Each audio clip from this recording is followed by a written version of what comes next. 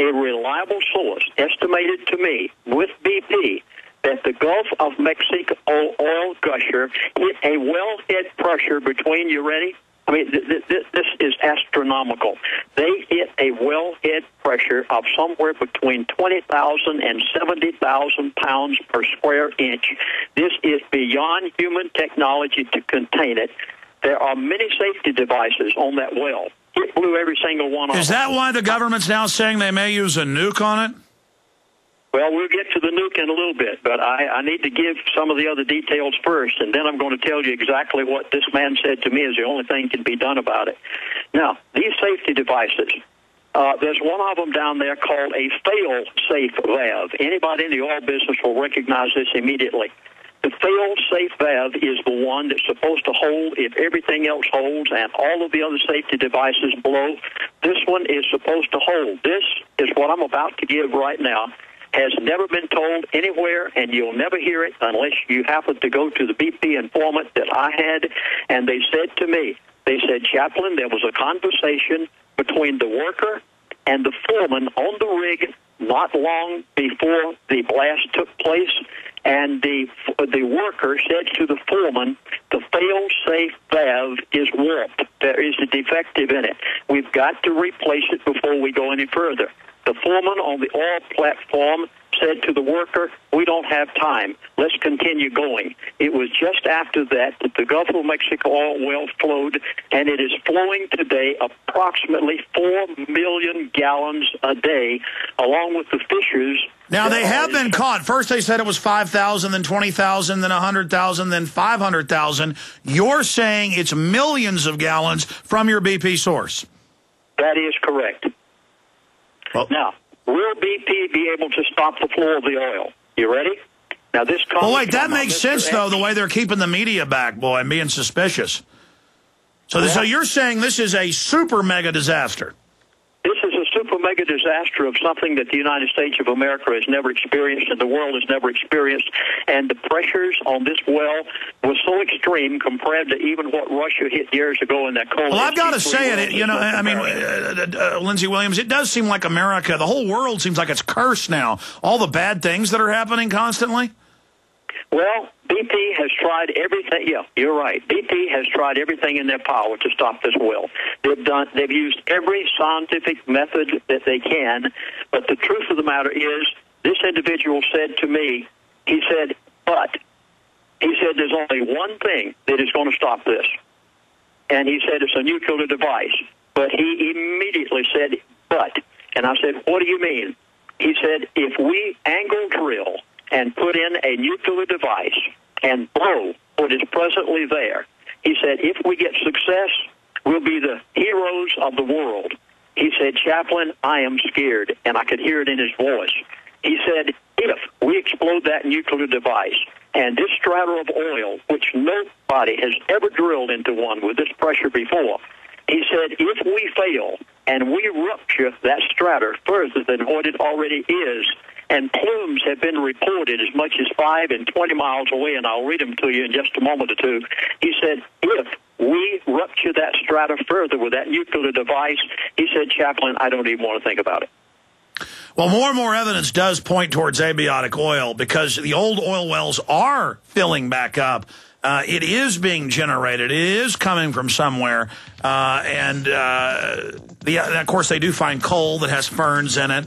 It's clear that there is some oil that is produced from dead plankton and things that they find, natural gas from the petroleum geologist I've talked to out in the ocean at shallower depths that they do believe did come from rotting plant and animal life, but that there is another type of oil. Look, it's a big debate. We'll continue with Lindsey Williams, and I promise we're going to get to this fella that says he's a petroleum geologist on the other side. Hello, this is Alex Jones with some important questions. If you're going into a battle and they give you a rifle and a sidearm, how much ammunition do you want? My answer would be all I can get. In the battle for freedom and the lives of your loved ones, food is your only ammunition. How much do you want? When do you want it? Now or after the battle starts? When will you need it? Can you buy it without proper identification? Will there be any food? Will it make your children sick? If there's a quarantine and you can't feed yourself, will you go to the gathering center and be immunized? You wipe out all these problems if you you have a good food supply? Food is your ammunition to fight for your freedom and your life. How much will you need? We don't know. How much do you want? All you can get. I'm Alex Jones. I want all of you good guys to live to fight another day. Call 1-800-409-5633 or check it out on the web at efoodsdirect.com. Again, that number, 1-800-409-5633. Gold isn't for you? Ted Anderson, president of Midas Resources, one of the world's premier gold and precious metal investing firms. I get it. You wouldn't buy gold if you believed that the government is doing a great job, that the Fed will stop handing out trillions of dollars like bailout candy, that Social Security would be there for you. That's not what's happening. You might even pass on gold if the stimulus package wouldn't fuel inflation, or that the dollar wouldn't lose value, or that your retirement would be secure. If all looks rosy to you, then now is not the time to buy gold. For the realist, there have never been more sobering reasons to diversify with gold. Since 2001, the U.S. dollar index has tanked 30% while gold has risen 300%. Right now, savvy investors are adding gold to their portfolios. You should too. Find out what they know. Call us and I'll send you 10 reasons why gold will do very well. Free. 800-686-2237. 800-686-2237. That's 800-686-2237. They helped to create a new world order. We are part of a new world order. A new world order based upon collective action. Invisible Empire is a damning indictment of the globalists through their own words and documents. The new world order really is a tool for addressing a new world of possibilities. It means all the world under their control. The United Nations would take over America. The Trilateral Commission would control the world. Invisible Empire chronicles how men of power and influence have worked in stealth for centuries to establish an oppressive world government. I believe, first of all, that we now need nothing short of a world constitution for the global financial system. Global governance with the establishment of the G20. So it's going to be an inner ruling elite and then everyone else. And I got news for you. You're everyone else. Invisible Empire. Secure your copy today at Infowars.com or PrisonPlanet.com. Or watch it online in the highest quality at PrisonPlanet.tv. Hounded by debt collectors with phone calls and letters? Thinking of calling a debt relief company?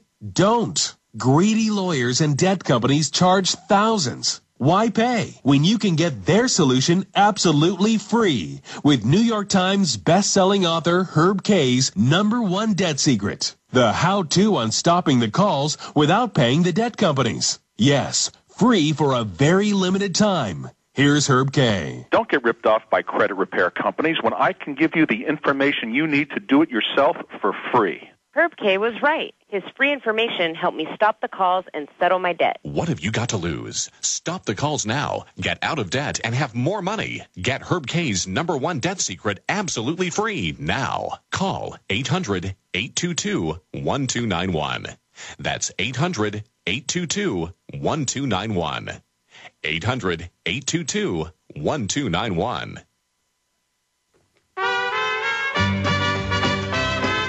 Don't worry. This show is documented.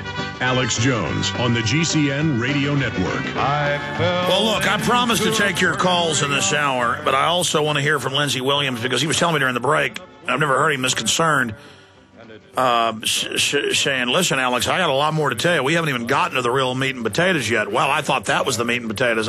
Again, I don't want to hear what he's about to say next because they are acting freaked out about this, and that sucker is a lot bigger than what they first said, and they just can't cap it. They won't cap it. Then you got the federal response, not letting the states respond to it. I'm really afraid Obama's going to get his carbon tax through this crisis. Like Rahm Emanuel said, don't let any crisis go to waste. But Terry in Ohio says they're a petroleum engineer for 12 years, worked with Halliburton. You know, I don't know why I haven't called petroleum engineers that I personally know. I mean, I guess early on I thought, okay, petroleum spill, yeah, big deal, media distraction, but it is getting crazier and crazier. So we're going to go back to Lindsey Williams. He's sitting here with us, but going to Terry. Terry, what's your take on all this?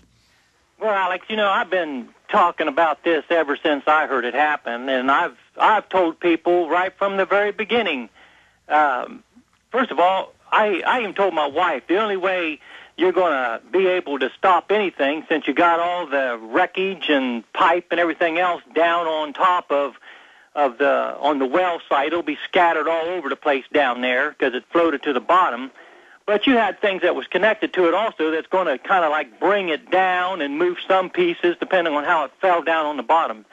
But I even said then that the only option that you would have would be to set off a small nuclear bomb. But, the thing about it is, to like seal the well, to create cauterize it. But see, first of all, I told, like I was telling others,